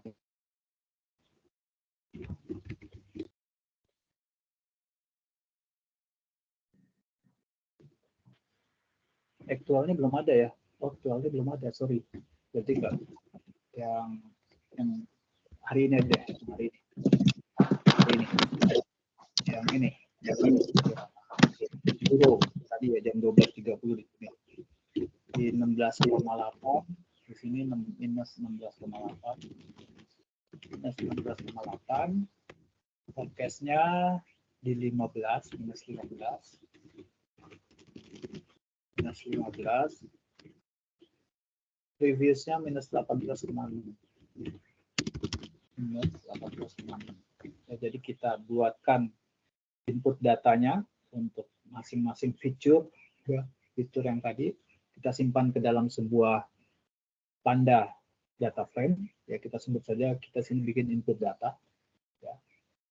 Kita jadikan data frame, lalu kita predik di sini. Kita coba predik apakah dia positif, negatif, atau netral menggunakan random forest. Ya. Misalkan hasilnya negatif. Kalau kita pakai linear regression atau logistic regression, hasilnya netral. Ya, lihat, dua model ini menghasilkan dua sentimen analisis yang berbeda. Ya. Sekarang kalau kita lihat apakah dia netral ataukah negatif. Ya. Kalau kita lihat di sini, dia minus ya. Actual greater than forecast is good for currency. Sekarang apakah minus 16 lebih besar dari forecast-nya? Ini lebih besar atau lebih kecil nih? Lebih kecil, Pak. So, kan ini makin ke bawah minusnya. Lebih kecil ya? Iya. Berarti ini lebih kecil. Ya, jadi actual ini lebih kecil dari forecast-nya. Ya kan? Artinya apa? Apakah actual greater? Berarti kan salah. Ya kan? Kalau di sini kan efeknya kalau actualnya lebih besar dari forecast, maka it's good for currency. Ya kan? Tapi kenyataannya ini adalah lebih kecil. Bukan greater, tapi ini lesser. Lebih rendah. Artinya tidak baik untuk currency euro pada saat jam tersebut.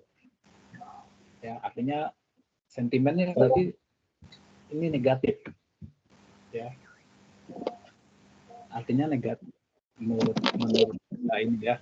Sekarang kita lihat grafiknya. Di hari ini jam 12.30. Enggak sih, Michelle. Di 12.30. Jadi 12.30 yang ini. Ya. Di 12.30 tadi katanya negatif gitu ya. Terlihat di sini malah dia negatif buat euro kan, karena ini beritanya tadi beritanya euro kan, beritanya euro. Ya. Negatif buat euro berarti di mana tadi 12.30 ini ya. Ya, ini. Ya. Tidak baik buat euro. Artinya sebenarnya sih pergerakannya nggak terlalu besar ya. Tapi setelah itu dia turun. Ternyata reaksinya setelah berita naik ya 30 menit berikutnya, tapi setelah itu turun. sampai detik ini masih turun. Artinya negatif buat euro tapi positif buat dolar, bisa jadi kan seperti itu ya. Bingung nggak? Banyak istilah baru ya. Ya, Pak. Iya, Pak. Dari kayak dari data clean tadi.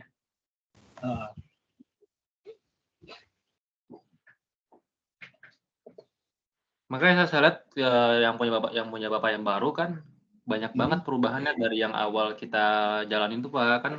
Iya. Iya, saya cicil beberapa hari memang sampai 2 hari yang lalu lah, setiap malam kadang saya cicil 1 jam gitu ya, belajar kecil ini gitu. Memang perlu seperti itu, Faris, kan apalagi kalian ya, saya tahu kalian juga sibuk ya, masing-masing punya kesibukan sendiri-sendiri gitu ya. Kalau saya setiap hari bikin agenda, itu bagus ya nanti buat kalian, bisa kalian terapkan. Setiap hari bikin agenda, mulai dari bangun tidur, terus saya bikin agenda tiap 2 jam. Jam 6 sampai jam 8 saya ngapain, jam 8 sampai jam 10 ngapain, jam 10 sampai jam 12 saya ngapain, 12 sampai 14 saya ngapain, ya. Wah, tiap 2 jam. Sampai terserah kalian mau bikin sampai jam berapa gitu ya. Kalau saya office hour misalkan saya dari jam 6 sampai jam 18 gitu ya. Di samping pekerjaan saya juga, saya punya project juga, saya juga punya enterprise juga yang saya jalankan, saya juga punya project data scientist saya juga punya project ngajar, saya punya research gitu ya. Saya bagi itu. Jadi setiap 2 jam handphone saya bunyi, punya alarm. Saya tiap 2 jam handphone saya bikin alarm tiap 2 jam. Dan di situ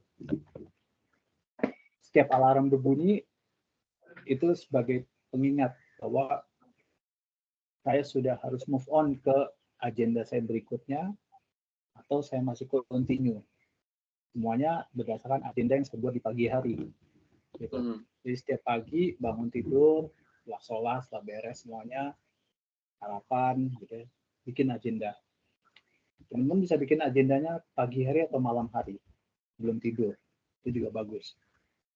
Gitu. Karena dengan begitu otak kita sudah terbiasa terprogram, ya, tentang apa yang akan kita kerjakan besok.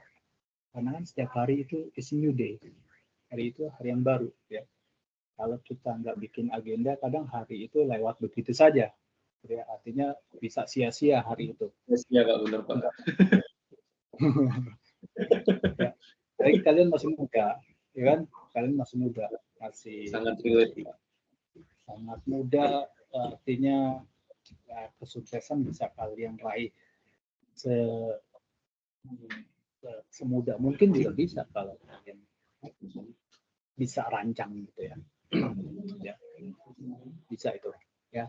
Nah, kalau saya bikin agenda seperti itu, terus tiap 2 jam alarm berbunyi, saya stop dulu 30 detik, ya, nggak lebih nggak kurang, terus kita review yang 2 jam tadi tuh sudah benar belum dengan agenda kita. Terkadang kan ada hal-hal yang out of control kita, gitu ya. Di luar kontrol kita, gitu. Kita memang nggak bisa kontrol, gitu. Kayak misalkan contoh, tiba-tiba ada telepon penting, gitu ya. Telepon bisa sampai 30 menit, karena ada telepon klien, gitu ya. Ada 30 menit hilang, gitu ya. Bukan hilang percuma, tapi di luar agenda. Gitu. Bisa saja ada sesuatu yang kita benar nggak kita duga, gitu ya. Misalkan, ya kalau kalian di Indonesia apalagi lebih banyak kali ini ya, apa distraction. Di sini alhamdulillah kita banyak banget. banyak gangguan. Malah gangguannya kadang dari diri sendiri, gitu ya. Lihat YouTube, gitu ya. Scrolling. Bener, scrolling Instagram, scrolling Reel, gitu ya. Scrolling 5 jam nggak kerasa. Nah, itu kan. Nah, kayak gitu-gitu ya. Jadi itu bagus banget buat kalian, bisa kalian terapkan sejak dini. Sejak dini kalian bisa terapkan agenda seperti itu. Ya. Karena coba deh cek orang-orang yang sukses. Tanya mereka punya agenda nggak? Mana ada orang sukses nggak punya agenda? Nggak ada. Boleh jawab hukum saya. Iya Pak.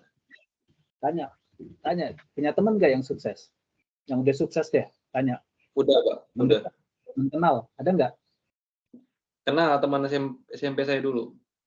Ada, udah sukses dia. Coba kalian tanya. Lu punya agenda nggak? Gitu. Tanya dia. Iya Pak. Tanya, beneran. Biar kalian ini banget gitu. Tanya, lu punya agenda nggak sih? Agenda hari ini, gitu. Agenda mingguan, bulanan, tahunan. Kalau orang yang sudah punya agenda, dia sudah tahu hidupnya mau kemana, gitu ya. Besok mau ngapain, sudah tahu. Oke, jadi itu tadi Faris, Rifki dari sesi apa tentang project ini, gitu. Ada yang mau ditanya?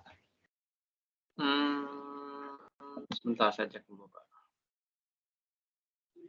Mungkin dari Rifki Mungkin yang dulu. Baru mungkin. Belum ada. Dulu saya bilang sama Pak Riz, kuncinya di project ini semangat belajar sama punya teman baik ChatGPT. Udah itu aja. Iya Pak. Karena sampai saat ini yang saya lakukan yaitu kadang waktu 1 jam atau 2 jam maksimum untuk project ini gitu ya. Udah begitu alarm bunyi 30 menit saya review ke belakang 2 jam yang lalu, lihat agenda, berikutnya saya ini udah kerjain project, lihat project saya, buka chat GPT, handphone buang jauh-jauh gitu ya. Ada telepon, saya lihat teleponnya penting, kalau nggak penting silent mode gitu ya. Udah fokus di situ. Dari situ juga nanti teman-teman bisa fokus juga dengan target mimpi teman-teman gitu ya. Kalau kalian Faris, Rizky, muda nih punya target sukses di umur 30. Jadi nanti juga terbiasa otaknya fokus dengan apa yang akan dikerjakan, apa yang ingin dicapai. Gitu. Jadi temennya ChatGPT, setiap kali bingung tanya aja, copy paste. Pakai bahasa Indonesia ChatGPT ngerti kok. Beneran, saya nih ya, mana saya pakai bahasa Indonesia. Nah, nih. Saya tanya ke ChatGPT. Mana udah saya share belum ya nih.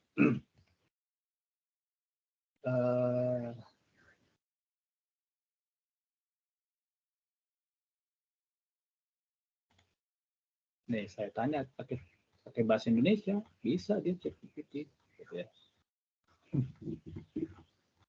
Bisa dia. Ya, saya tanya nih gimana sih cara Instagram bla bla bla gitu ya. Tapi pertanyaannya kalau kadang gini, kalau kita bikin prompt pertanyaannya kurang jelas, kadang ChatGPT juga jawabnya juga sembarangan, kurang bagus gitu ya. Jadi itu ngelantur, teman-teman bisa susun dulu pertanyaannya yang baik, jadi dia bisa memahami maksud kita. Lebih dipahami lagi sih Pak apa yang ingin tanyakan Pak. Iya betul, intinya gitu. Soalnya kan kadang saya nanya-nanya kan, nyari-nyari di ChatGPT apapun apa. Saya karena belum terlalu paham nih konteks pertanyaannya apa, jadi ngelantur di ChatGPT-nya. Iya. Jadi nggak sesuai sama yang saya inginkan. Dia nggak tahu konteksnya kan? Iya Pak. Nggak tahu konteksnya kemana, gitu. Karena dia nggak tahu konteksnya itu, dia jawabnya kadang ya seketemunya. Berdasarkan mesin training dia sih, bukan seketemunya. Dia dilatih. Kadang nggak nemu.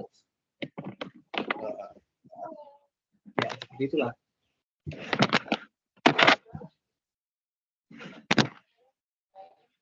pertanyaan nggak ada. Rifki ada yang mau ditanya? Silakan Rifki kalau mau tanya, Faris. Saya paling ntar baca-baca lagi dari yang punya Bapak, saya coba adaptasi lagi.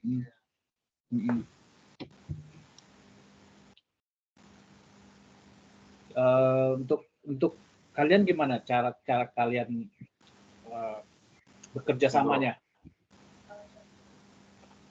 Paling gini, kalau saya Pak, ada Rifki nih yang bergabung. Ya. Cara kalian mengerjakan proyek ini gimana? Teknisnya, mekanismenya? Paling lewat collab aja sih Pak. Lewat collab aja. Google Collab saja ya. Iya. Seperti yang saya sampaikan juga ini kan Google Collab ini saya bisa sharing ya. Teman-teman Faris dan Rifki bisa baca, bisa lihat ini saya share di chat ya buat kalian. Kemudian kalian bisa lihat dari situ. Nanti kalian bikin sendiri di save as di Google Collab masing-masing. Lalu kalian coba-coba sendiri, tambahin sendiri, kurangin.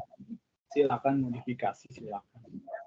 Nanti kalau sudah kita ketemu lagi, sharing lagi, gitu ya, apa yang sudah kalian dapat, gitu ya, apa yang kalian temukan dari proyek ini. Gitu. Tapi Rifki, mungkin juga kalian perlu bikin ini kali ya, perlu bikin timeline nggak? Kalian perlu bikin timeline nggak?